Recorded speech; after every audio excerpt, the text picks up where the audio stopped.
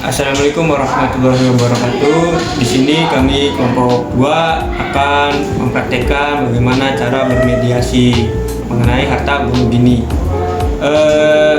Dari beberapa tahapan mediasi ada 5 tahapan proses mediasi. Antaranya yang pertama yaitu persiapan mediasi.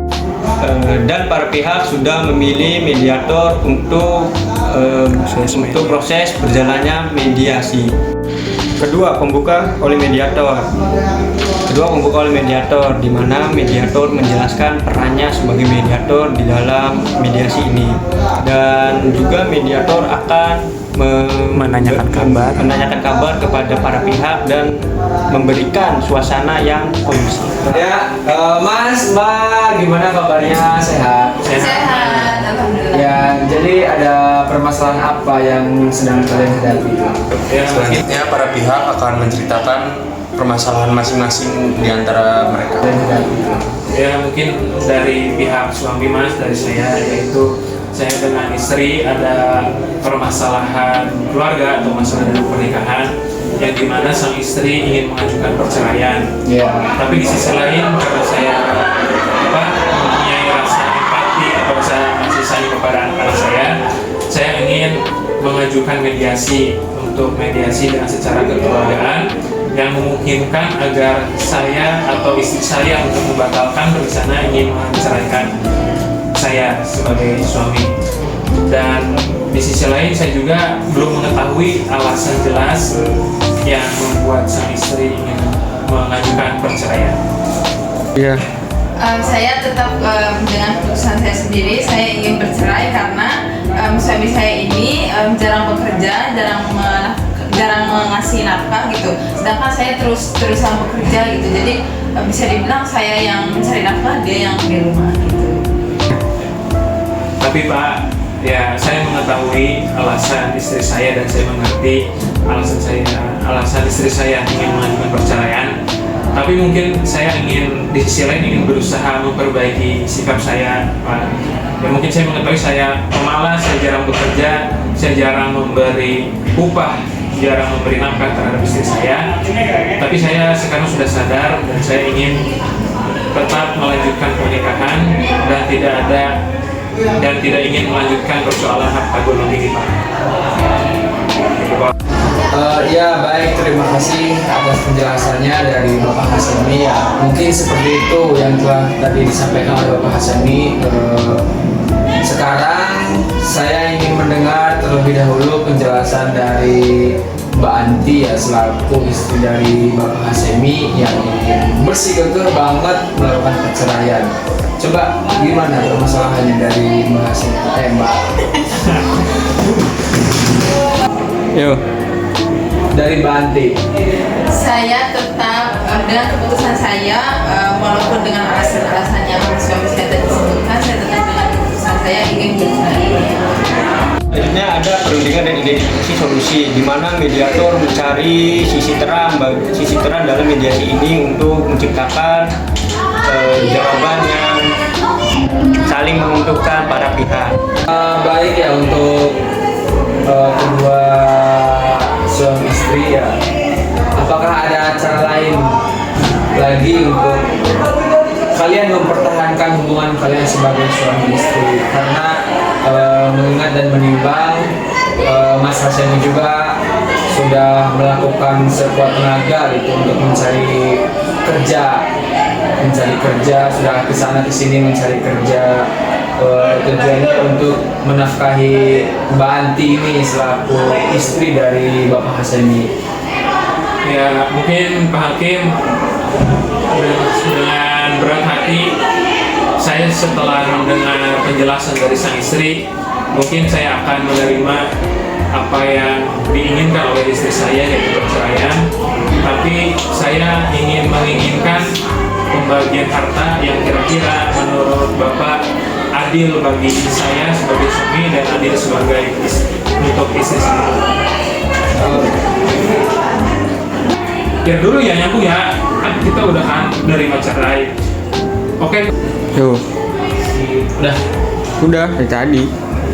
Ya baik, mungkin seperti itu ya keputusan dari Bapak Hasemi mungkin udah bulat ya ingin melakukan perceraian, akan tetapi Bapak Hasemi ini meminta hak kekayaan harta yang telah didapatkan selama kalian berhubungan suami istri gitu ya.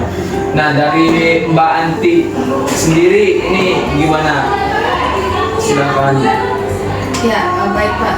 Karena kekayaan kita itu dengan nominal 100 juta dan saya yang terus-terusan bekerja sedangkan beliau yang lebih banyak di rumah, saya meminta hak saya 70% dan suami saya 30%. 30%. Nah, gimana Bapak Hasemi? Apakah Bapak setuju dengan pendapat seperti itu?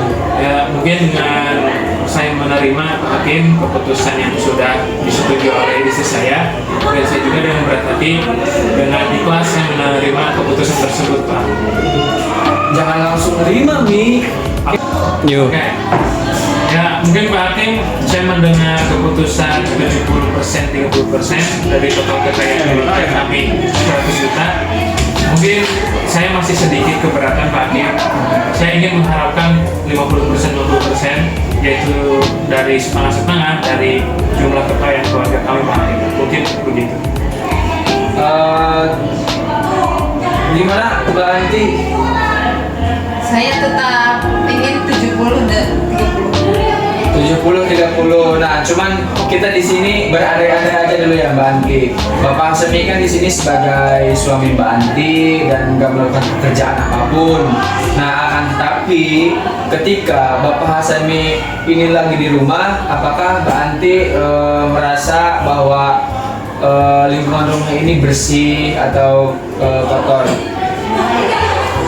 lingkungan rumahnya itu kalau saya pulang kerja itu tetap kotor dan dia hanya kerja maintenance. Dia. Nah, mungkin Mbak Anti ya dari Bapak Hasemi sendiri ngerasa keberatan karena Bapak Hasemi sendiri itu tidak menerima hak sepenuhnya atas kekayaan yang telah kalian dapatkan. Nah, cuman kita mainnya gini Mbak Anti, kita coba berandai-andai.